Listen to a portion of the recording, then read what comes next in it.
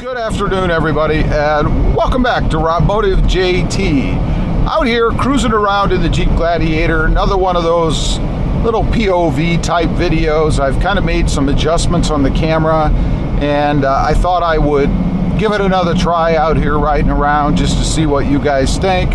Also trying to be a little bit more deliberate or slower in my movements so that I don't give anybody motion sickness. I had a couple of complaints about that on one POV I did on one of my other cars. So I'm trying to be mindful of that and not make such sudden movements. But before we get going, what I'd like to know, if you guys wouldn't mind, is how is the video itself? Not necessarily the content, if you will, or my subject matter. More so the quality of the video, the lighting, how it comes through, the sound, the picture, that kind of thing. More of the technical aspect of the video. How is it for you guys? Is it nice and clear and crisp and you can hear me okay or not? Because it's called an Insta360, I think is what this camera is called. What I typically use is an iPhone, just directly off of my iPhone. So I wanted something a little better as far as camera goes. Oh, look, they're over there dusting up the fields. That's why my Jeep always is covered in dust.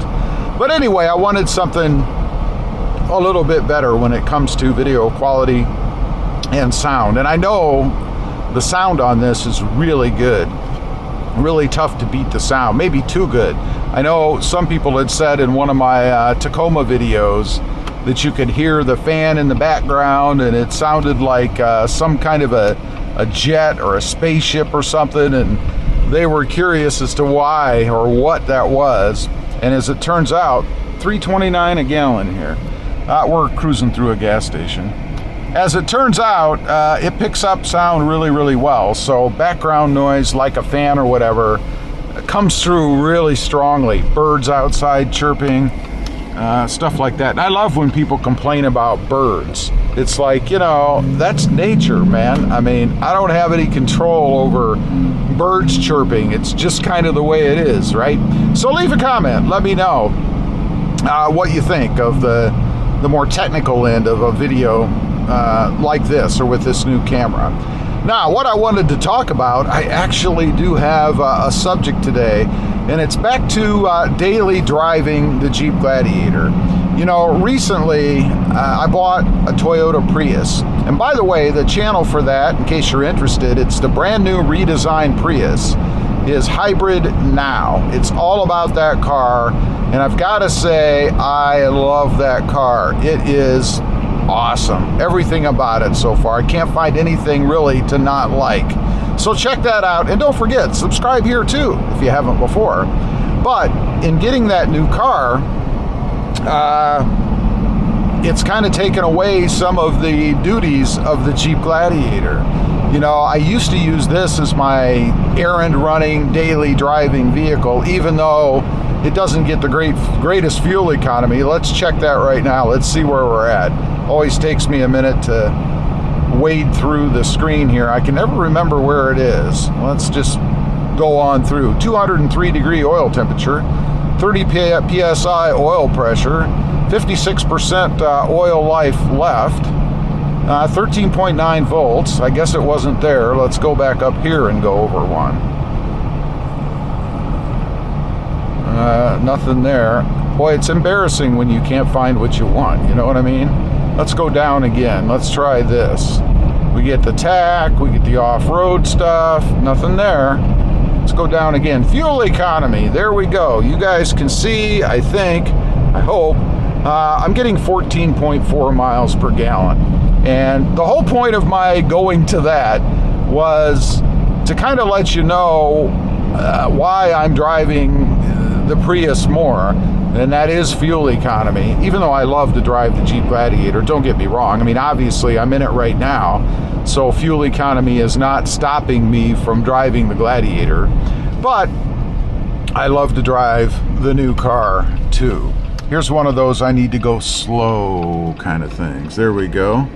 and back this way and look that way. There we are. We have a police officer coming. Or actually it's not. It's just a fast-moving truck, I guess. So anyway, it is splitting the time with the Prius. I don't have a ton of miles on this truck anyway. It's a 2021, a little over 2 model years old, and has 4,866. I'll just call it 5,000 miles on it. So we don't have a ton of miles on this, and it's probably going to see even fewer. And one thing that I'm really curious about going forward is, am I going to have any issues because I'm not driving it as much? In other words, is the gasoline going to affect the little vibration problem that I have even more? Because I've had some people theorize that it's because I don't drive it enough and I'm not running enough gas through it. I don't really think that's it, but hey, it could be. You never know. And will I develop any mechanical issues because I'm not driving it as frequently as maybe even before, which it wasn't a whole lot. So I'm going to be curious to see that. And one of my big concerns is that auxiliary battery. You know, I know people have had troubles with that as far as it not charging enough, it not staying charged, maybe pulling juice off of the main battery, kind of a vampire system it sounds like, which is a real drag if that's the case. I hope not. But I have never had any issues with the auxiliary battery in this truck to date. Although, given what I've heard from many other people, I've got to think that it could be coming. I hope not soon, but it certainly could be coming, so we shall see. As far as the daily driver goes, you know, this truck I think is going to be delegated to grocery store runs, probably because I don't want to park the Prius in a tighter parking lot where there are shopping carts running around. I don't have any side steps for protection or bigger bumpers for protection. If anything comes rolling at that, it's going to hit it. Other people parking next to you, you know, it has bigger or wider doors on it, if you will, as compared to the Gladiators, so there's more real estate to dent and ding up. It will draw more attention, I think, than the Gladiator does. Gladiator used to, but now that there's so many of them out there, they've become more commonplace, and it's not such a novelty to see one. Unlike the new Prius, there are very few. Matter of fact, I may be the only person that has one in my area, so that means it's going to draw more eyes, more attention, and bring people closer to it, which is not what I want to happen at all. So we're still going to use it for things like that. Any parking space that I need to park in other words, if I go to a store or something like, I don't know, whatever, Walmart, whatever it might be, where there's obviously going to be more cars and things around, then I will take the Gladiator as opposed to the Prius. Of course, if I need to haul anything, I don't know, things of water, you know, those big packages of water that everybody seems to drink nowadays, or anything bigger, TV, although I don't need a TV right now, but you get the idea. Anything that's bigger that would be more conducive to hauling it in the bed of a truck, obviously would be the Jeep Gladiator or my Toyota Tacoma. I have a Tacoma as well, so it's possible I could take that truck and just carry it in there. So that's what we're doing these days, at least for now. That's going to be the life of my Jeep Gladiator. Leave a comment. I'd be curious to know, do you daily drive your Jeep Gladiator? And if you don't, what do you use it for? I'd be curious to know. Thanks for watching. Stay safe out there. Bye.